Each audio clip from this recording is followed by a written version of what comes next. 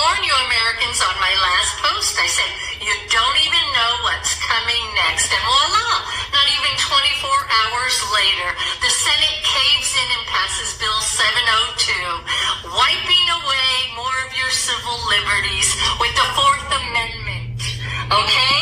And that means the intelligence offices of the United States government, CIA, FBI, DEA, Homeland Security, Coast Guard, can all spy on you without a warrant. Unreasonable search and seizures without a warrant. If this was medieval times, we call that the Inquisition.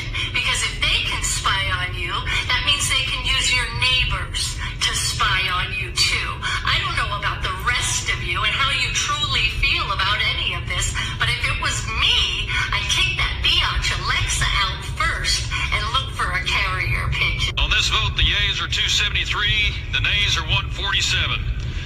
The bill is passed. Without objection, the motion to reconsider is laid on the table. Enormous expansion of the law. It started out fairly modestly, and now it's expanded enormously. Few people understand how much data really is collected. The NSA has this enormous facility out in Utah, a data center. It's 5 times the size of the U.S. Capitol, and it holds up to a zettabyte or a yottabyte. That's the highest numbers there are in terms of storage of data. Enormous amounts of data, and that's what is going to happen now, is the expansion of the law, the expansion of the collection of data.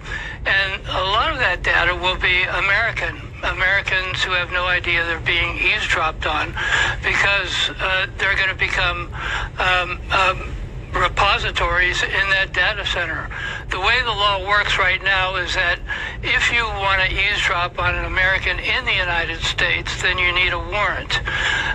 However, if you're calling somebody outside of the United States, another person outside the United States who's not an American citizen, then you have really no rights. They can eavesdrop on that conversation as much as possible. They can collect all those conversations and store them in the Utah data center, and then the FBI will have the opportunity to go in there and search for whatever they want without a warrant. So they could get your email address or your name on Facebook or whatever. They get whatever identifying information they can, and then search that database to see what communications you've had outside the United States. So it's an enormous amount of data that they're collecting, and very few rules in terms of warrant requirements to obtain that data. Can you talk about the parallels you see between the illegal eavesdropping from the Watergate scandal of the 70s then and the warrantless surveillance permitted under Section 702 that's just been signed off on so it wouldn't lapse?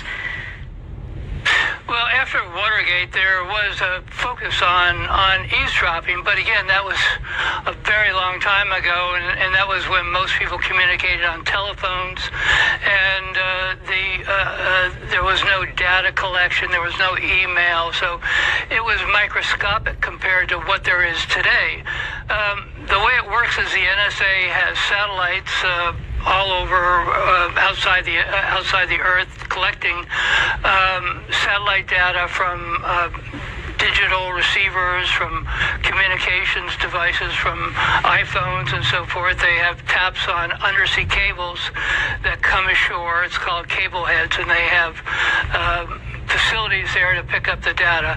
All that data funnels into both NSA in Maryland and also in Utah. So there's an enormous collection of data that I don't think people have really a real concept of how much the NSA collects. It's just enormous compared to what it was in the days of Watergate.